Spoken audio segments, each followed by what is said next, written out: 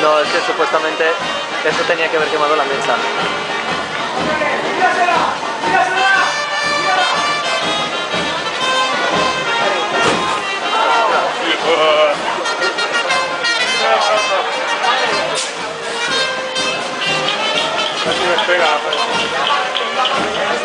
Sí. A ver si se quema la traca. A ver si quema la traca. Dentro de la falla.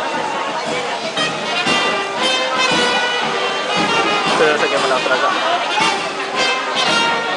Nos va a dar un susto, pero bueno. Sí, porque de repente va a empezar a explotar la traca. Venga.